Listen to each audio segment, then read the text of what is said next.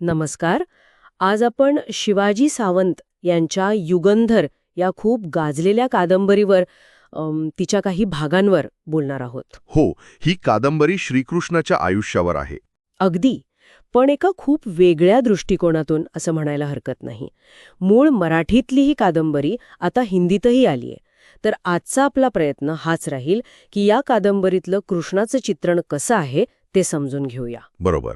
आणि युगंधरचं वैशिष्ट्यच हे आहे की ती कृष्णाला म्हणजे नेहमीच्या देवत्वाच्या पलीकडे जाऊन बघते, एक युगपुरुष म्हणून. युगपुरुष म्हणजे काय नेमकं? म्हणजे चमत्कारांपेक्षा त्याच्या मानवी पैलूंवर जास्त भर आहे.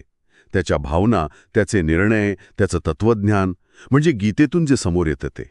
अच्छा. आणि अजून एक महत्वाची गोष्ट म्हणजे ही कथा फक्त कृष्णाच्या नजरेतून नाहीये. ओके. तर रुक्मिणी, द्रौपदी, अर्जुन, उद्धव अशा अनेकांच्या दृष्टिकोनातून ती उलगडते. त्यामुळे कृष्णाचं एक काय म्हणतात त्याला मल्टीडायमेन्शनल, बहुआयामी चित्र उभं राहतं. इंटरेस्टिंग. हा बहुआयामी दृष्टिकोन खरंच कृष्णाच्या व्यक्तिमत्वाची जी गुंतागुंत आहे ती समोर आणत असेल. कादंबरीची सुरुवात कशी होते? तुम्ही म्हणालात तशी नेहमीसारखी नाही. नाही, सुरुवातच खूप वेगळी आहे. कृष्ण स्वतः बोलतोय, तब्बल 5000 वर्षांनंतर. 5000 वर्षांनी? हो. तो म्हणतो त्याचं आयुष्य म्हणजे घटनांनी खचाखच भरलेल्या उंबराच्या झाडासारखं होतं. बाहेरून शांत, पण आत असंख्य घटनांची वर्दळ. मग हळूच गोकुळातलं बालपण येतं, नंदबाबांचं घर, आणि तिथेच त्याच्या भविष्याचे काही संकेत मिळायला लागतात. आणि त्याच्या जन्मावेळी जी भविष्यवाणी झाली होती त्याबद्दल काय? ती त्याच्या युगंधर असण्याशी जोडलेली आहे का? अगदी. ती भविष्यवाणी म्हणजे जणू त्याच्या आयुष्याचं सूत्रच आहे. असं म्हटलं जातं की तो धर्माचं रक्षण करेल, अन्यायाविरुद्ध लढेल. म्हणजे महाभारताचा संदर्भ येतोच तिथे.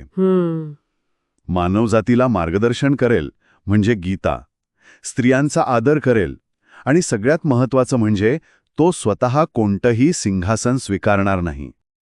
अच्छा, म्हणजे राजा नाही बनणार. नाही. तो युगाचा निर्माता, दिशादर्शक ठरेल. हीच युगंधर संकल्पना आहे जी सावंत मांडतात, जो केवळ स्वतःसाठी नाही तर एका संपूर्ण युगासाठी जगतो. कादंबरीत असे काही बारीक तपशील पण आहेत असं ऐकलंय, जे कृष्णाच्या व्यक्तिमत्वाला अजून खरीखुरी छटा देतात. नक्कीच. उदाहरणार्थ कृष्णाला एक वेगळा दुहेरी दात होता. अच्छा. हो. किंवा त्याने काकांकडून कुस्तीचं शिक्षण घेतलं होतं. त्याच्या लोणी चोरण्याच्या लीला त्या केवळ खोड्या नाहीत बरं का. त्यातही काही अर्थ आहे. हो, त्यात एक सामाजिक संदेश, समान वाटणीचा विचार दिसतो. वृंदावनात असताना राधेने त्याला पहिलं मोरपिसांचं मुकुट दिलं. हा प्रसंग कृष्णाच्या हळव्या मानवी बाजूला स्पर्श करतो. हे तपशील त्याला देवत्वाच्या पलीकडे जाऊन माणूस म्हणून आपल्यासमोर आणतात. गोकुळ वृंदावनानंतर मग मथुरेकडे वळतो तो. तिथे मग आव्हानं वाढतात नाही का?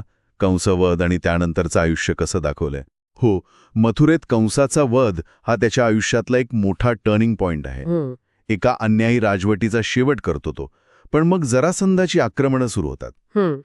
त्यामुळे मग त्याला पश्चिमेला जावं लागतं आणि द्वारका नगरी वसवावी लागते. ही समुद्राकाठची नगरी म्हणजे फक्त सुरक्षितता नाही, तर एका नव्या समाजाची, एका नव्या विचाराची निर्मिती आहे. आणि द्वारकेबद्दल अजून काही खास? तिथल्या प्रवेशद्वारांची नावं पण सिंबॉलिक आहेत. गरुडद्वार, इंद्रद्वार, त्यांचा वेगवेगळ्या देवतांशी संबंध जोडलाय. हे दाखवतं की त्याचा दृष्टिकोन किती व्यापक होता, सगळ्यांना सामावून घेणारा. त्याच्या सार्वजनिक आयुष्यासोबतच कादंबरी त्याच्या वैयक्तिक आयुष्यात, त्याच्या नात्यांमध्ये डोकावते असं तुम्ही म्हणालात. रुक्मिणीचं उदाहरण घेतलं तुम्ही. निश्चितच. रुक्मिणीने पाठवलेलं ते पत्र आणि मग त्यांचं मिलन हे खूप महत्वाचं आहे. रुक्मिणी कृष्णाकडे फक्त नवरा म्हणून नाही बघत. मी ती त्याला एक युगपुरुष म्हणून ओळखते. तिने ते मोत्यांचं उदाहरण दिलंय ते खूप छान आहे. कृष्णाचं मोठेपण आणि त्याचवेळी त्याचं एकटेपण ती अचूकपणे मांडते. तिचा दृष्टिकोन कृष्णाच्या मानवी बाजूला अधोरेखित करतो. सत्यभामेचाही उल्लेख येतो, पण रुक्मिणीचे चित्रण जास्त सखोल वाटतं. आणि मग येतं महाभारत, सर्वात मोठा भाग. इथे तर कृष्णाची भूमिका केंद्रस्थानी आहे. कादंबरी या भूमिकेकडे कशी बघते? अर्जुनासोबतचं नातं, गीता उपदेश. महाभारतात कृष्ण सूत्रधार आहे, पण तो स्वतः लढत नाही, हे महत्वाचं. तो अर्जुनाचा सारथी बनतो.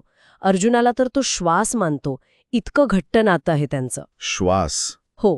आणि गीतेचा उपदेशा केवळ काहीतरी तात्विक चर्चा नाहीये, ती प्रत्यक्ष युद्धाच्या तोंडावर एका गोंधळलेल्या खचलेल्या मित्राला मानवी पातळीवर केलेलं मार्गदर्शन आहे, असं कादंबरी दाखवते. म्हणजे केवळ तत्वज्ञान नाही तर प्रॅक्टिकल सल्ला. अगदी युद्धाची जी नैतिक गुंतागुंत आहे, पांडवांना वेळोवेळी दिलेला सल्ला, अगदी यादवांमधला अंतर्गत संघर्षसुद्धा, म्हणजे सात्यकी विरुद्ध कृतवर्मा, हे सगळं कृष्णाच्या नेतृत्वाची कसोटी पाहणारं ठरतं. आणि द्रौपदी, तिच्या दृष्टिकोनातून काय येतं? द्रौपदीचा कृष्णावरचा अढळ विश्वास आणि त्याचवेळी तिच्या 5 पतींबद्दलची तिची जी काही वेदना आहे, तिची जी गुंतागुंत आहे, तिच्या नजरेतूनही काही गोष्टी समोर येतात. ते कथेला अजून खोली देतात. एवढं मोठं घटनांनी भरलेलं आयुष्य जगल्यानंतर त्याच्या शेवटच्या क्षणांबद्दल काय? युगांत कसा चित्रित केला आहे? कादंबरी कृष्णाच्या अंतिम क्षणांचंही तितकंच मानवी चित्रण करते बरं का. तो पारध्याचा बाण लागतो, पण ते केवळ एक निमित्त ठरतं. उद्धवाला होणारं दुःख, कृष्णाचे शेवटचे विचार, एका युगाचा अस्त, युगांत, याचं वर्णन खूप हृदयस्पर्शी आहे. पण त्यातही तो भविष्याचा विचार सोडत नाही. उद्धवाला ज्ञानामृत देतो. त्याचा अंतही त्याच्या आयुष्यासारखाच अनेक अर्थ असलेला. म्हणजे थोडक्यात सांगायचं तर युगंधर कृष्णाला देव म्हणून नाही, तर एक महानायक, पण माणूस म्हणून आपल्यासमोर आणते. अगदी. ही कादंबरी कृष्णाचं एक जटिल, प्रभावी आणि तरीही अत्यंत मानवी असं चित्रण करते. तो आव्हाने पेलतो, प्रसंगी कदाचित चुकांमधून शिकतो, पण अंतिम सत्य आणि धर्मासाठी तो झटतो. असा नेता म्हणून तो समोर येतो. आणि त्याचं तत्वज्ञान म्हणजे गीता आणि त्याची कृती आजही आपल्याला मार्गदर्शक का वाटते, हे त्याच्या मानवी पैलूंमुळे अधिक चांगलं समजतं असं म्हणता येईल. मला तरी तसंच वाटतं. कादंबरी हेच सुचवते आणि अनेक पात्रांचे दृष्टिकोन वापरल्यामुळे हे चित्रण एकसुरी होत नाही, ते अधिक जिवंत आणि खरं वाटतं. खरंय. समारोप करताना एक विचार मनात येतो की युगंधरसारख्या कलाकृती जेव्हा अशा महान व्यक्तिरेखांना देमत्वातून मानवी पातळीवर आणतात, तेव्हा त्यांच्या मूळ तत्वज्ञानाचं आणि कार्याचं आकलन आपल्याला जास्त सोपं होतं की अधिक गुंतागुंतीचं वाटू लागतं. हा एक विचार करण्यासारखा मुद्दा आहे खरंच.